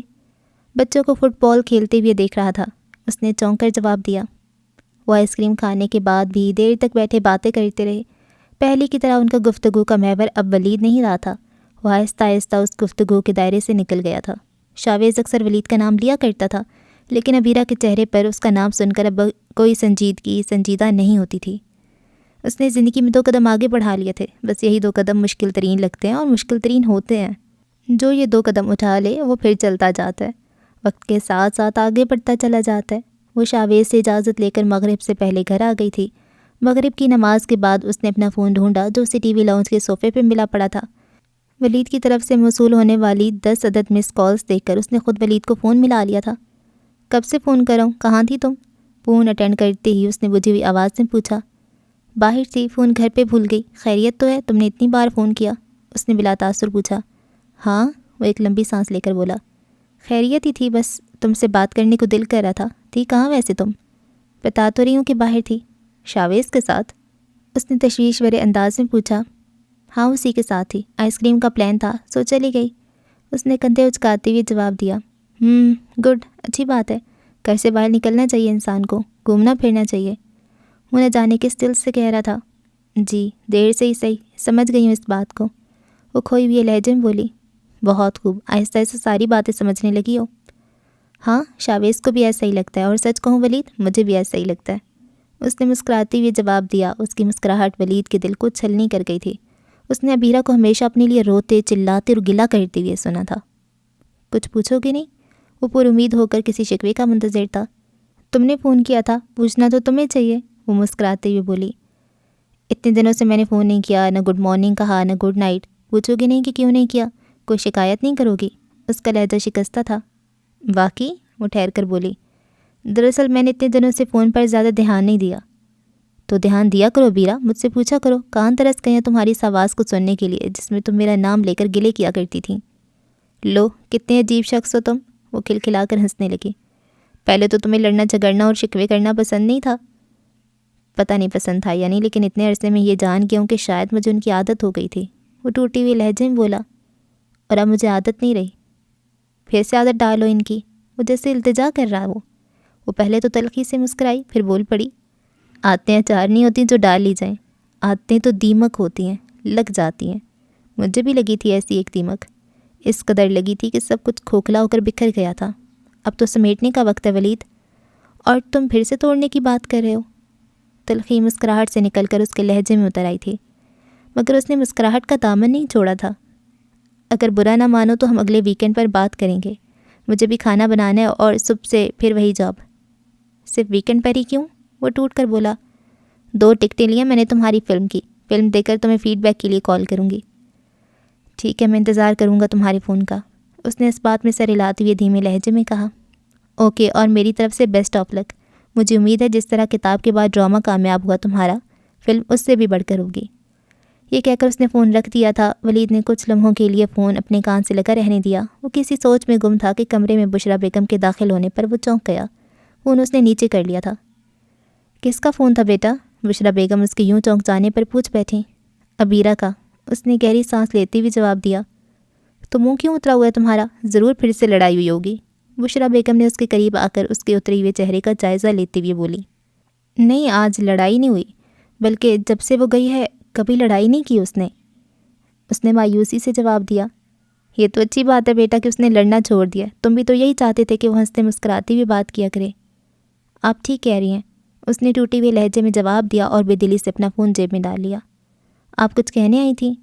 ہاں، شخصیت والوں کی طرف سے تمہارا سوٹ بن کر آیا ہے، ایک بار پہن کر دیکھ لو، اگر کوئی آپ اوکے کر دیں میں ٹھیک ہی ہوگا، وہ بشرا بیگم کی بات کاٹ کر بولا۔ کیوں اس طرح کا موڈ بنا لیا تم نے؟ جمعرات کو پریمیئر ہے تمہاری فلم کا اور تمہیں سب سے الگ نظر آنا چاہیے، کپڑوں میں اگر تھوڑی بہت بھی کمی رہ گئی تو میڈیا والوں کو خواہ مخواہ کی خبر مل جائے گی۔ آپ فکر نہ کریں میں، مجھے اچھی طرح انداز ہے اس دن کی اہمیت کا۔ ولید قریشی منفرد نظر آئے گا، کیونکہ ولید قریشی سب سے منفرد ہے۔ یہ کہتے ہوئے اس کی آنکھیں چمک اٹھیں، اس کے ناک میں ایک تناؤ پیدا ہوا جو جا کر ماتھے پہ ٹک گیا۔ وہ ایک پل میں اپنی کیفیت میں واپس آ گیا تھا۔ آنے والے 4 دن اسے 4 مہینوں کی طرح لگ رہے تھے، لیکن ایسا ہوا نہیں تھا۔ ان 4 دنوں میں گزرے ہوئے باقی دنوں کے مقابلے میں اس کی میڈیا میں مصروفیات بڑھ گئی تھیں۔ فلم کی پروموشن کے ساتھ ساتھ بے شمار انٹرویوز نے یہ سارے دن چٹکی کی طرح ختم کر دیے تھے۔ بالآخر وہ دن آن پہنچا جب ریڈ کارپٹ کی منزل پر اس کے خوابوں کے قدم پڑنے والے تھے۔ انڈسٹری کے مشہور سٹائلسٹ نے اس کی پرکشش لک کو 4 چاند لگا دیے تھے۔ لگژری برانڈ شخصیت کا پہنا ہوا سوٹ اس کی جاذب شخصیت کو مزید دلفریب بنا رہا تھا۔ سارے کا سارا میڈیا سائن اپ سینما گھر میں موجود تھا۔ ریڈ کارپٹ کے دونوں جانب خوشبودار تازہ پھولوں کی قطاریں تھیں، جگمگاتی روشنیاں ماحول کو رنگین بنا رہی تھیں۔ ہر طرف ایک گہما گہمی تھی۔ پریمیئر پہ مدعو کیے جانے والے سبھی مہمان آہستہ آہستہ پہنچ رہے تھے، جن میں انڈسٹری سے جڑے تقریباً سبھی نام موجود تھے۔ ہر طرف شارٹ میڈیا انٹرویوز جاری تھے۔ بلو اسکائی پروڈکشن ہاؤس کے مینیجر افضل رحیم اور فلم ڈائریکٹر ظہور عالم تشریف لا چکے تھے۔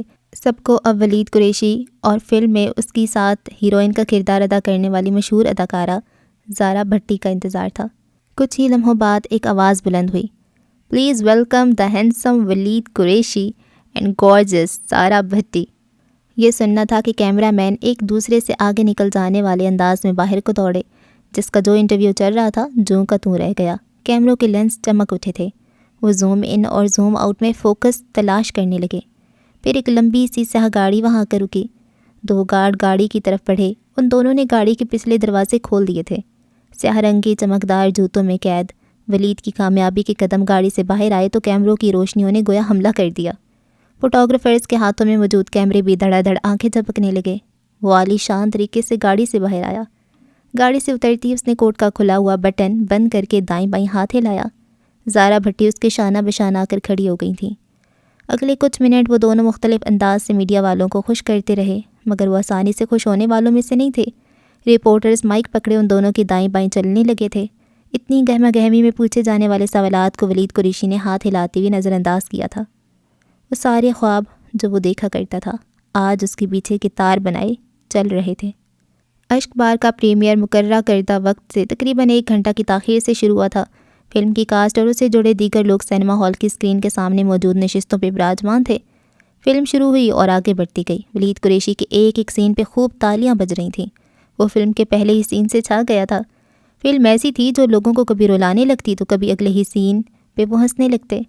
خود کو بڑے پردے پر دیکھتے ہوئے وہ باقی سب بھول گیا تھا۔ اسے یاد ہی نہیں تھا کہ بشریٰ بیگم اور رحمان قریشی پریمیئر پہ نہیں آئے تھے۔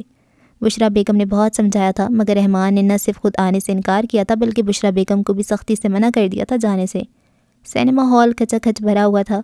تالیوں اور سیٹیوں کی آوازوں پر سب فلمی تجزیہ نگار غور کر رہے تھے۔ ان آوازوں نے ان کے فلم ریویو میں آسانی پیدا کر دی تھی۔ سینما گھر کا بیرونی عکس برقی کمکموں میں نہا رہا تھا۔ باہر بلا کی خاموشی تھی، ایسی ہی خاموشی جو سینما گھر کے باہر سڑک پہ کھڑے فیضان کی نظروں میں تھی۔ وہ سائن اپ کی چمکتی ہوئی عمارت کو حسرت سے دیکھ رہا تھا۔ اسے فلم کے ختم ہونے کا انتظار تھا۔ وہ میڈیا کے سامنے ولید سے ملنے کا منتظر تھا، پوری دنیا کو یہ بتانے کے لیے کہ وہ ولید کا دوست اور اس کے اچھے برے وقت کا ساتھی ہے۔ وہ 3 گھنٹے اسی سڑک پہ بے چینی کے عالم میں ٹہلتا رہا۔ اس دوران اس نے ولید کو کئی بار فون کیا تھا، یہ جانتی ہوئی بھی کہ وہ اس صورتحال میں شاید اس کا فون نہ اٹھائے۔ اللہ اللہ کر کے انتظار کی گھڑیاں ختم ہوئی تھیں۔ لوگ ایک ایک کر کے ہال سے باہر آنے لگے۔ کیمرے ایک بار پھر سے مورچے سنبھالنے لگے۔ رپورٹروں نے بھی مائک پکڑے مورچے سنبھال لیے تھے۔ فیضان پر امید ہو کر دوبارہ سائن اپ کے مین گیٹ پر گیا، جہاں اب بھی وہی گارڈ موجود تھا جس نے اسے 3 گھنٹے پہلے اندر جانے سے روکا تھا۔ اب تو فلم ختم ہو گئی، اب تو اندر جانے دے مجھے، اس نے گارڈ کے سامنے التجا کی۔ آپ سے پہلے بھی کہا ہے کہ آپ اپنا انویٹیشن کارڈز دکھاؤ اور اندر چلے جاؤ، گارڈ نے اسے گھورتے ہوئے سخت لہجے میں کہا۔ اور میں نے آپ سے پہلے بھی کہا ہے کہ ولید قریشی میرا گہرا دوست ہے، آپ چاہیں تو میرے فون میں اس کے ساتھ میری تصویریں دیکھ لیں۔ فیضان نے اس کے سامنے اپنا فون لہراتے ہوئے پر امید ہو کر کہا۔ تصویریں تو پہلے بھی دکھا چکے ہو تم، دیکھو لڑکے، لاکھوں پرستار ہیں اس کے، بہت سو نے اس کے ساتھ تصویریں کھنچائی ہوں گی، اس کا مطلب یہ نہیں کہ منہ اٹھائے اندر چلے جائیں، گارڈ نے بدستور سخت لہجے میں کہا تو وہ نا امید ہو کر پیچھے ہٹ گیا۔ ایک بار پھر اس نے ولید کا نمبر ملایا، مگر حسب توقع اس نے فون نہیں اٹھایا تھا۔ سینما ہال سے نکلنے والے لوگ فلم کی تعریف کرتے ہوئے اسے 5 ستاروں میں ریٹ کرتے ہوئے کار پارکنگ کی طرف بڑھ رہے تھے۔ بہت سو کے چہروں پر ابھی تک اشک بار کا سر تھا۔ کچھ لوگ اپنے آنسو چھپائے کیمرے میں بنا کچھ ریکارڈ کروائے محض انگوٹھا دکھاتے ہوئے جا رہے تھے۔ فلم کے بلاک بسٹر ہونے کی شہادتیں موصول ہونا شروع ہو گئی تھیں۔ مہمانوں کی جانب سے پروڈیوسر افضل رحیم اور ڈائریکٹر ظہور عالم کو مبارکباد مل رہی تھی۔ گہما گہمی میں سرخ قالین پہ چلتے ہوئے ولید قریشی اور زارا بھٹی ایک ساتھ باہر آئے تھے۔ اس دوران وہ رپورٹرز کے کچھ سوالوں کا مختصر سا جواب بھی دے رہے تھے۔ دونوں کے چہرے کھلے ہوئے تھے، گویا دونوں کو اپنی بلاک بسٹر کامیابی کا یقین ہو گیا تھا۔ فیضان سینما کی جالی نما آہنی دیوار سے لپٹا ہاتھ اٹھا کر ولید کو پکار رہا تھا، لیکن اس کی پکار ولید تک پہنچنے سے پہلے ہی دم توڑ جاتی۔ وہ تھک ہار کر وہیں آہنی دیوار کے ساتھ ٹیک لگا کر کھڑا ہو گیا۔ کچھ ہی دیر بعد ولید کی بڑی سی گاڑی جو کہ بلو اسکائی کی ملکیت تھی اس کے سامنے سے گزری اور پوری شان سے آگے بڑھ گئی۔ اس نے اپنا کپ کپاتا ہوا ہاتھ ہوا میں لہرایا۔ خداحافظ، اس کے ہونٹوں سے زبردستی نکلا۔ صبح کے تقریباً 3 بجے ولید اپنے گھر پہنچا تھا۔ قریشی ہاؤس کی مدھم روشنیوں سے احساس دلا رہی تھی کہ اس کی کامیابی پر اس گھر نے کوئی خبر نہیں لی تھی۔ وہ اپنے کمرے میں آ کر کوٹ اتار کے بیڈ پہ نیم دراز ہو گیا۔ وہ کامیابی کے نشے سے چور آنکھوں کو چھت پر ٹکائے آنے والے کل کے بارے میں سوچنے لگا، جب عام لوگ اس کے پرستار اس کی فلم دیکھ کر سینما گھروں سے باہر آئیں گے۔ ہر کسی کی زبان پہ اس کا نام ہوگا، سینما گھروں پہ کھڑکی توڑ رش ہوگا۔ جو اس کی پہلی ہی فلم کی ریکارڈ کمائی کا سبب بنے گا۔ ایک لمحے کے لیے اس نے آنکھیں جھپکائیں، اپنا سر جھٹک کر وہ لبوں ہی لبوں میں مسکرایا۔ ولید تم کچھ زیادہ ہی خواب دیکھ لیتے ہو، اس نے تصور میں خود سے کہا۔ تو کیا ہوا، صرف خواب بھی تو دیکھتا ہوں اور اپنے ہنر سے اپنے مرضی کی تعبیر لکھ لیتا ہوں۔ ایک مسرور جذبے نے اس کے چہرے کا طواف کیا اور غائب ہو گیا۔ اسے ایک دم امی کا خیال آیا، جن کی بدولت اسے اتنی بڑی کامیابی ملی تھی، جن کی بدولت اس کی شخصیت نے ہر ایک کو اپنا گرویدہ بنا لیا تھا۔ پھر گھڑی پہ نگاہ دوڑا کر اس نے کمرے سے باہر جانے کا ارادہ ترک کر دیا۔ اس نے جیب سے فون نکال کر دیکھا، فیضان کی بے شمار کالیں جواب نہ ملنے پہ مر چکی تھی۔ اس سے پہلے کہ وہ کچھ اور سوچتا، اسے ابیرہ کا خیال آیا۔ ابیرہ کا ایک بھی پیغام نہ پا کر وہ کچھ حیران ہوا۔ اس نے کچھ سوچتے اسے گڈ نائٹ کا پیغام بھیج دیا تھا۔ کپڑے بدلنے کے بعد تازہ دم ہو کر وہ اپنے بستر پہ لیٹ گیا۔ پھر نہ جانے کب خیالوں نے اس پر رحم کھایا اور اسے نیند کی وادی میں دھکیل دیا۔ وہ گہری نیند میں گم ہو گیا تھا۔ گزری ہوئی بے شمار صبحوں کی طرح اس صبح بھی فجر کی اذانیں گونجتی رہیں اور وہ کانوں میں خوابوں کی روئی لیے مدہوش پڑا رہا۔ خیل الفلاح کی صدائیں آتی رہیں، مگر وہ تو اپنی تئیں فلاح پا چکا تھا۔ لیٹ ناشتہ کرنے کے بعد وہ 3 بجنے کا انتظار کرنے لگا، جب حسب معاہدہ اسے اشک بار کے شو میں عوام کے درمیان بیٹھ کر اپنی فلم دیکھنی تھی۔ پرستاروں کے درمیان بیٹھ کر اپنی فلم دیکھنا اور کارکردگی کے بارے میں ان کی رائے سننے کا جنون اسے پاگل کر رہا تھا۔ یہ ایک طرح کی پبلسٹی تھی جو اسے معاہدے کے تحت پوری کرنی تھی۔ ٹھیک 2 بجے وہ گاڑی لے کر گھر سے نکلا تھا۔ گاڑی غفور چلا رہا تھا۔ اس کے نکلتے ہی رحمان قریشی کی گاڑی گھر میں داخل ہوئی تھی، جو کہ جمعہ کی نماز سے فارغ ہو کر گھر آئے تھے۔ عالیہ ٹی وی کی جان چھوڑ دو، اب آ کر آٹا گوندھ دو، میرے ہاتھ پر چھالا بنا ہوا ہے۔ عائشہ اسے کچن سے تیسری دفعہ بلانے آئی تھی، جو پوری توجہ سے ٹی وی پہ نظریں مرکوز کیے ہوئے تھی۔ آتی ہوں باجی، بس 2 منٹ اور، اس نے ٹی وی سے نظریں ہٹائے بغیر جواب دیا۔ تمہارے 2 منٹ 20 منٹوں میں بدل چکے ہیں، اب جلدی آ جانا، پھر سے نہ بلانا پڑے مجھے۔ آپ بھی سکون سے کچھ دیکھنے نہ دیا کریں، قسمت سے تو امی باہر جاتی ہیں تو کھل کر موقع ٹی وی دیکھنے کا ملتا ہے۔ اس نے منہ بناتے ہوئے ٹی وی بند کر کے ریموٹ وہیں میز پہ پٹخ دیا۔ بس کرو یہ ڈرامے، امی کے ہوتے ہوئے تو جیسے تم ٹی وی دیکھتی ہی نہیں ہو۔ عائشہ نے اسے ٹوک دیا تھا۔ وہ دانتوں تلے زبان کو دبائے اس کے ساتھ کچن میں چلی آئی۔ ذرا سے کام کے لیے بھی منتیں کرواتی ہو تم، پتہ نہیں رمیز کے گھر گزارا کیسے ہوگا تمہارا۔ عائشہ نے ہانڈی میں چمچ چلاتے ہوئے کہا، گزارا تو رمیز کرے گا باجی، میں نہیں۔ وہ آٹے کے ڈرم سے آٹا نکالتی ہوئی بولی تو عائشہ کے چہرے پر ہنسی کی ایک لہر دوڑ گئی، جس سے اس نے عالیہ کے دیکھنے سے پہلے ہی دور کر لیا تھا۔ جو بھی ہو، گھر کے کام تو بیوی کو ہی کرنے پڑتے ہیں۔ میں کوئی پرانے زمانے کی لڑکی نہیں ہوں جو سارا سارا دن صرف گھر کے فضول کاموں میں گزار دے۔ رمیز سے کہہ کر کام والی ماسی رکھوا لوں گی۔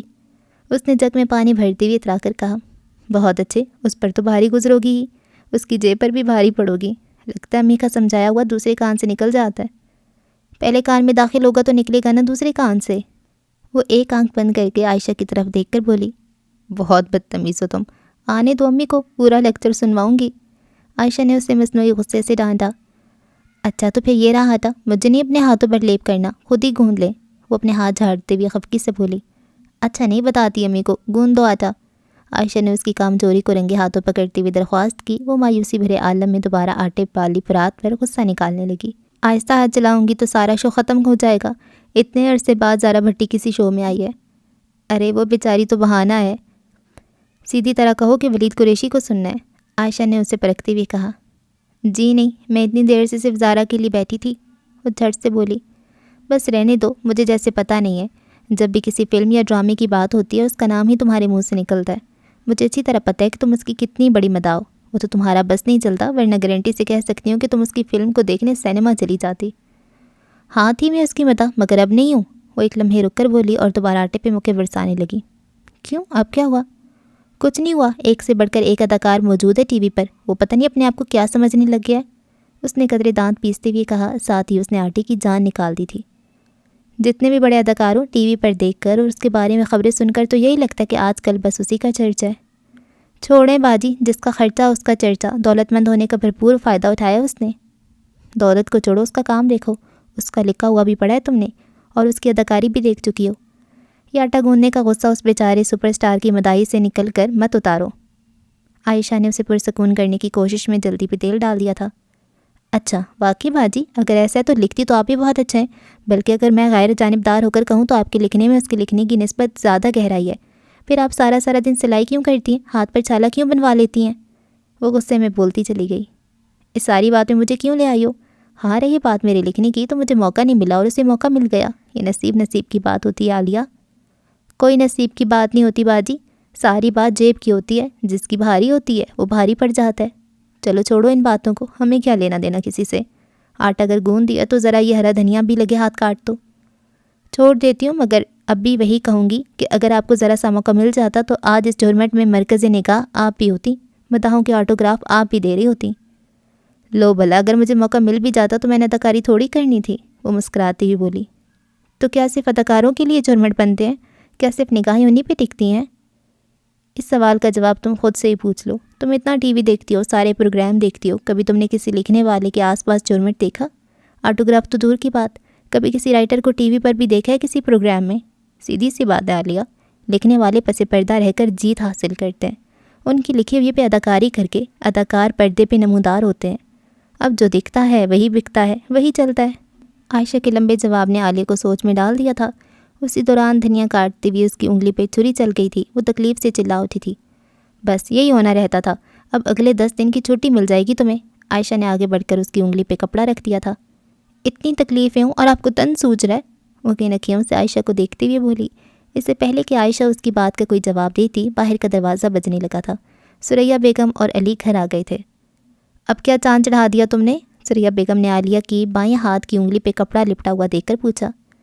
چاند نہیں چڑھایا امی، بس چھوٹا سا ستارہ ہے. وہ جھٹ سے بولی.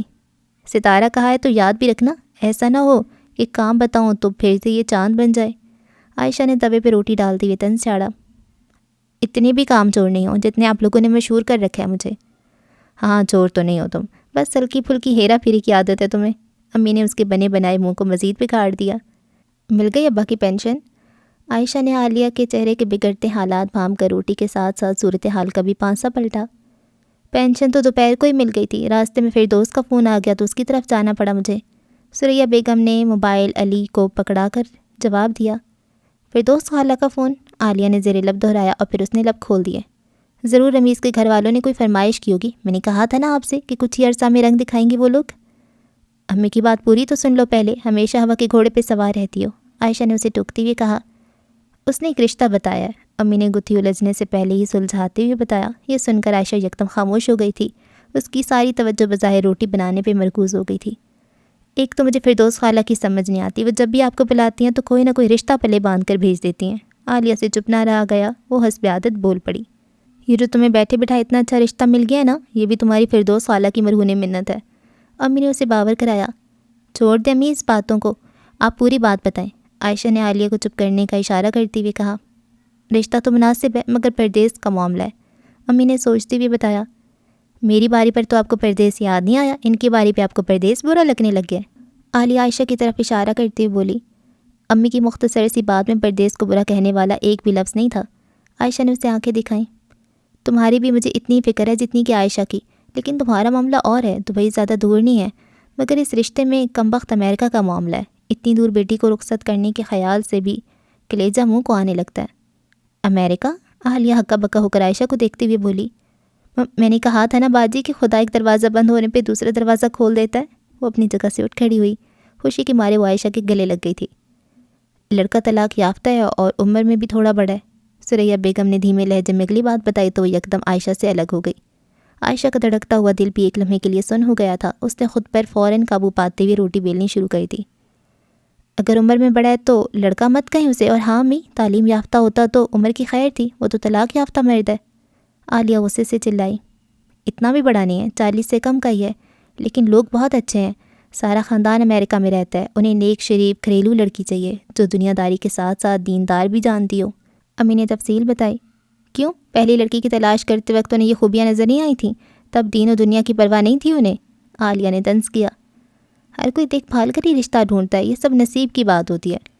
کبھی کبھی دل نہیں بھیگتے ایک دوسرے میں. خیر میں نے کون سا ہاں کی ہے، میں تو پھر دوست کو وہیں بتائی ہوں کہ مجھے یہ رشتہ مناسب نہیں لگا. اچھا کیا امی، سوائے امریکہ کی کوئی ایک بھی خوبی ہوتی اس رشتے میں تو بندہ سمجھوتا کر لیتا. عالیہ نے خاموشی سے روٹیاں بناتی ہوئی عائشہ کی طرف دیکھتے ہوئے کہا. پردیس بھی کون سی خوبی ہے؟ میرا تم دونوں کے علاوہ ہے ہی کون؟ تم دونوں کو بھی پردیسی کر دوں تو میرا کیا بنے گا؟ امی نے خاموش بیٹھے موبائل پہ گیم کھیلتے علی کی طرف دیکھ کر دکھ بھرے لہجے میں کہا. کیوں دل ہلکا کرتی ہیں آپ؟ سیدھا سیدھا رشتے سے انکار کر دیں، کوئی اور اچھا رشتہ مل جائے گا باجی کے لیے. عالیہ نے آگے بڑھ کر امی کے کندھے پہ ہاتھ رکھ کر انہیں حوصلہ دیا۔ ٹھیک کہہ رہی عالیہ، میں بھی اتنی دور کبھی نہ جاؤں آپ کو چھوڑ کر۔ عائشہ نے روٹی اتار کر چولہا بند کرتے ہوئے ٹھوس لہجے میں کہا، عالیہ اٹھو، پلیٹوں میں سالن نکالو، میں منہ دھواؤں، توے کی گرمی سے جلن ہو رہی ہے۔ وہ وہاں سے اٹھ کر صحن میں چلی آئی، واش بیسن پر آ کر ٹھنڈے پانی کے چھینٹے منہ پر مارے۔ منہ اٹھا کر اس نے بیسن کے اوپر لگے چھوٹے سے آئینے میں اپنا چہرہ دیکھا۔ ٹھنڈے پانی کے چھینٹوں میں جلتی ہوئے 2 انگارے اسے اپنی دونوں گالوں پر محسوس ہوئے تھے۔ پانی بھی کتنی جادوئی چیز ہے، زندگی بھی دیتا ہے، چاہے تو مار بھی دیتا ہے اور کبھی کبھی تو دھوکہ بھی دے جاتا ہے۔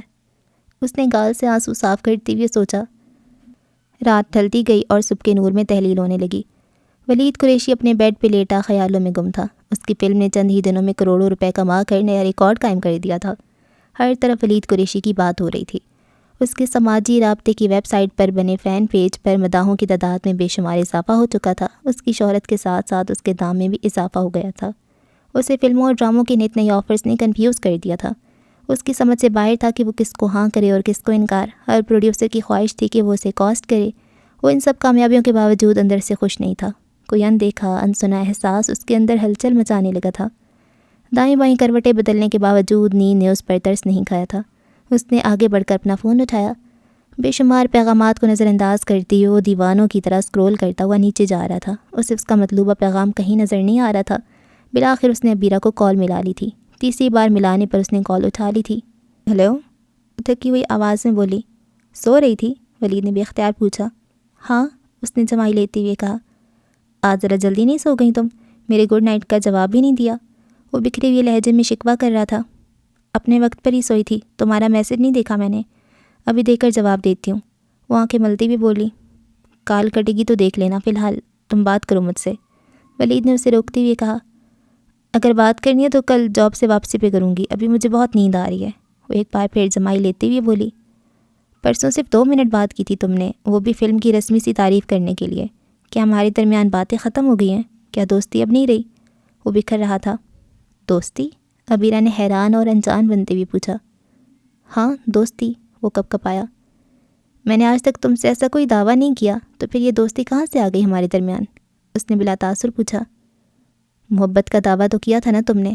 وہ شکست خوردہ لہجے میں بولا۔ ہاں کیا تھا، وہ ایک لمحے کے لیے سوچ کر بولی۔ مگر دعووں میں کیا رکھے، دعوے تو انسان کی فطرت ہے۔ خیر تم سو جاؤ، وہاں تو کچھ دیر میں صبح ہونے والی ہے، مجھے بھی نیند آ رہی ہے۔ ساری دنیا مجھ سے بات کرنے کو ترستی ہے ابیرہ، میری ایک جھلک دیکھنے کے لیے لوگوں میں بھگدڑ مچ جاتی ہے، اور تم بات کرتی ہو تو ایسے جیسے میں تمہارا کچھ لگتا ہی نہیں۔ اکھڑی ہوئی لہجے میں بولا۔ وہ تمہارے فینز ہیں ولید، میرے لیے تو تم کوئی نئے نہیں ہو، کزن ہیں ہم ایک دوسرے کے، اور وقت ملنے پر بات بھی کر لیتے ہیں۔ مجھے اب سونے دو اور خود بھی سو جاؤ، نیند پوری نہ ہو تو جاب پر دن بھی اچھا نہیں گزرتا میرا۔ وہ تکی ہوئی انداز میں بولی اور فون کاٹ دیا۔ کچھ ہی لمحوں بعد اس نے ولید کو گڈ نائٹ لکھ کر بھیج دیا تھا۔ وہ مایوسی کے عالم میں فون کو دیکھتا رہا۔ وہ جب باہر جاتا تو ہجوم میں گھر جاتا، لوگ اس سے آٹوگراف لیتے، اس کے ساتھ تصویریں بنواتے، لیکن جب گھر آتا تو سوائے تنہائی کے اسے کچھ نہ ملتا۔ رحمان قریشی سے اس کی ناراضی اب ایک انا کی شکل اختیار کر چکی تھی۔ نہ جانے کتنے ہی دن ہو گئے تھے جب اس نے آخری بار ماں باپ کے ساتھ بیٹھ کر کھانا کھایا تھا۔ شوہر کے ہاتھوں مجبور بشرا بیگم بھی اب اس سے کچھ دور رہنے لگی تھیں۔ دل کی بات سنانے کے لیے اسے اپنے سامنے کوئی نظر نہیں آتا تھا۔ بناوٹی انٹرویوز دے دے کر وہ تھک چکا تھا، مگر یہ تو اس کی کامیابی کا آغاز تھا۔ ہر انسان کو ایسے امتحانات سے گزرنا پڑتا ہے۔ سفر میں پاؤں تھک جائیں تو انسان کچھ دیر آرام کر سکتا ہے، پھر اسے تازہ دم ہو سکتا ہے، لیکن سفر میں اگر دل تھک جائے تو اسے موت کے سوا کوئی اٹھا نہیں سکتا۔ مہم جوئی میں دل کا زندہ رہنا بہت ضروری ہے، ورنہ شکست تو انسان کے بغل میں تیار بیٹھی ہوتی ہے حملہ آور ہونے کے لیے۔ وہ تھکا نہیں تھا۔ جو وقت اس کا گھر میں گزرتا تھا، اتنے سے وقت میں وہ خود کو پھر سے تازہ دم کر لیا کرتا تھا۔ اگلی صبح پھر سے ایک نئے ولولے سے، ایک نئی شان سے آگے بڑھ جاتا۔ آج بھی اس کے ساتھ یہی ہوا تھا۔ 2 بڑے معاہدوں پہ دستخط کرنے کے لیے وہ گھر سے نکلا تھا۔ روفی اس کے ہمراہ گاڑی میں ہی تھا۔ وہ ہمیشہ اسے مخلص مشورہ دیتا تھا، جس سے اس کی کامیابیوں میں اضافہ ہوتا جا رہا تھا۔ روفی عرصہ دراز سے اس انڈسٹری سے منسلک تھا۔ وہ بخوبی جانتا تھا کہ کس وقت کون سا فیصلہ اسے آگے بڑھنے میں مدد دے گا۔ اچھا جی، تو ایپیسوڈ نمبر 10 ہے نا، اس کو یہاں پہ ہم سٹاپ لگاتے ہیں، اور ابھی ناول آدھا ہو گیا، مطلب بالکل ہاف میں ہم پہنچ گئے ہیں، تو ابھی 10 اور ایپیسوڈز آئیں گی، شاید 12 بھی آ جائیں۔ تو یہ ایک بہت ہی لینتھی ناول ہے، تو دیکھتے ہیں کیا ہوتا ہے۔ ابھی تک یہ بھی نہیں پتہ کہ ولی ہی ولید ہے کہ نہیں۔ یار عبیرہ نا اب مجھے اچھی لگ رہی ہے۔ اب عبیرہ نے بہت اچھا فیصلہ لیا، اس نے بالکل بڑے ہی اچھے طریقے سے خود کو سائڈ پہ کر لیا ہے، کوئی رو دھو نہیں رہی ہے اور کچھ بھی نہیں کر رہی ہے۔ اور یہ دیکھو نا میسنا کیسے اب پیچھے پیچھے جا رہا ہے اس کے، مجھے گڈ نائٹ کا جواب نہیں دیا تم نے، دیتی ہے تمہیں وہ جواب اب۔ یار یہ انسان کی نیچر ہے، اس کو جو چیز بہت آسانی سے مل رہی ہوتی ہے نا وہ اس کی قدر نہیں کرتا، لیکن وہ جب اسے چھن جاتی ہے تو اس کی قدر آتی ہے۔ اس کو اب عبیرہ کی قدر آ رہی ہے کیونکہ کوئی تو تھا اس کے لیے ہر ٹائم اویلیبل رہتا تھا۔ یار فینس نا الگ ہوتے ہیں، جو آپ کے دوست ہوتے ہیں، جو آپ کو آپ کی مشہور ہونے سے پہلے سے جانتے ہوتے ہیں، وہ الگ ہوتے ہیں۔ آپ ان کے ساتھ سب باتیں کر سکتے ہیں، لیکن فینس کے ساتھ ہم یہ باتیں نہیں کر سکتے۔ ہم کہہ رہی ہوں جیسے میں بڑی کوئی سیلیبریٹی ہوں خیر کچھ تو میرے بھی فینس ہیں یار، ہیں سچ میں، تو ہم ان کے ساتھ سب باتیں نہیں کر سکتے۔ تو اس کے ساتھ بھی ایسے ہی ہے، تو یہ بہت اکیلا رہ جائے گا، نظر آ رہا ہے یار شہرت نہ سنبھالی نہیں جاتی ہر کسی سے، یہ سچ ہے۔ شہرت بندوں کو خراب کر دیتی ہے اور بری طرح خراب کر دیتی ہے۔ بہت ہی کوئی سمجھدار اور میچور انسان ہو جو کہ شہرت کو سنبھالیں، اور شہرت کو سنبھالنے کے لیے نا وہ بہت اگر سٹیپ بائی سٹیپ آگے جائیں، بہت محنت سے آہستہ آہستہ آہستہ آہستہ آہستہ آہستہ، تو وہ شہرت کو سنبھال بھی لیتے ہیں۔ جن کو ایک دم شہرت مل جاتی ہے، ایک دم سے اس کا پہلا ناول ہٹ ہو گیا، ایک دم سے اس کو فلم کی آفر ہو گئی، ڈرامے کی آفر ہو گئی، وہ بھی ہیرو کے کردار کے لیے، اور وہ ایک دم سے ہٹ ہو گیا، تو ان جیسے لوگوں کے لیے تھوڑا مشکل ہوتا ہے۔ تو خیر ہم بات کر رہے تھے ہم شہرت کی، تو آپ نے یار وہ دیکھا ہے ہنی سنگھ کو؟ میں بچپن میں اس کی بہت بڑی فین تھی، مطلب بہت بہت بہت بہت بڑی فین۔ میں تو چھوٹی تھی لیکن فین بہت بڑی تھی۔ میں تب میٹرک میں تھی، 9th 10th میں، تو اس کے جو گانے آتے تھے نا سارے مجھے سمجھ نہیں آتے تھے یار، میں بڑی معصوم تھی۔ آج کل کے تو بچے بڑی اسمارٹ ہیں، وہ تو خود کہانیاں ناول اور کیا کچھ بنا رہے ہیں بچپن میں ہی، لیکن میں بہت جھلی سی بونگی سی تھی، مجھے اس کے گانے سمجھ نہیں آتے تھے، لیکن مجھے سارے کے سارے یاد تھے، سارے کے سارے، اور میں اس کے گانے ہر ٹائم سنتی رہتی تھی۔ میں لکھتی تھی باقاعدہ کاپیز پہ تاکہ میں یاد کر سکوں، تو میں یاد کرتی تھی۔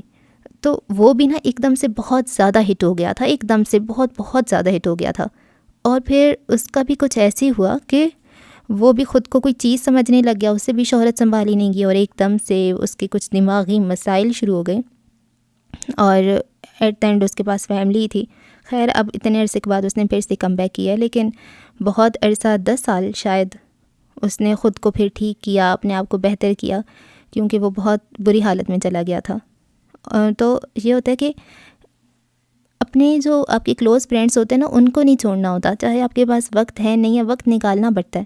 اور آپ کے یار مجھے اس کا بڑا دکھ لگ رہا تھا فیضان کا، وہ اس کو بلا رہا ہوتا ہے کہ جم میں کہ آؤ تھوڑی سی میری ویلیو بڑھ جائے گی، وہ تو یار ایسے ہی ہوتا ہے، نارمل ہے، تو وہ نہیں جاتا اپنی اماں کے کہنے پہ۔ یار یہ بشرا بیگم ہے نا، بشرا بیگم کو کوئی لگائے میری طرف سے، صحیح رکھ کے لگائے، وہ اچھا بھلا جا رہا ہوتا ہے، کہتی ہے نہیں اس نے تمہارا کیا بھلا کیا ہے۔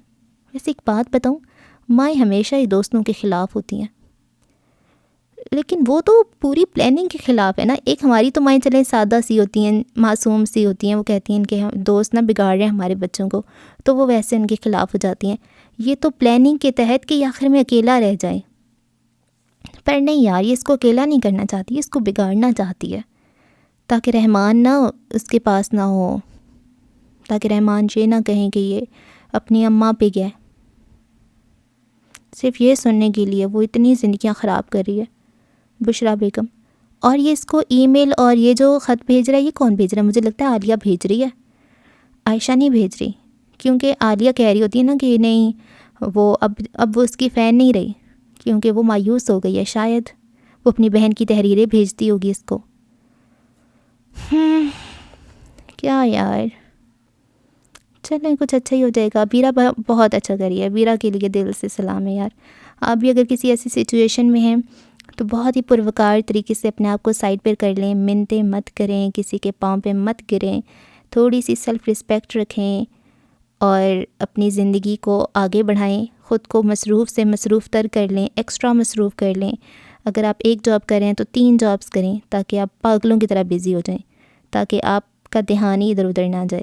جب دھیان نہیں جائے گا تو وقت کے ساتھ ساتھ آپ کو نیا مقصد مل جائے گا زندگی میں. ابیرہ ویری گڈ. ویری بیڈ ولید صاحب. چلیں جی، دعاؤں میں یاد رکھیں. چینل کو سبسکرائب کر لیں اگر آپ نے پہلے سے نہیں کیا ہوا. ویڈیو کو لائک کر دیں اور کامنٹ کر دیں اچھا سا. اللہ حافظ.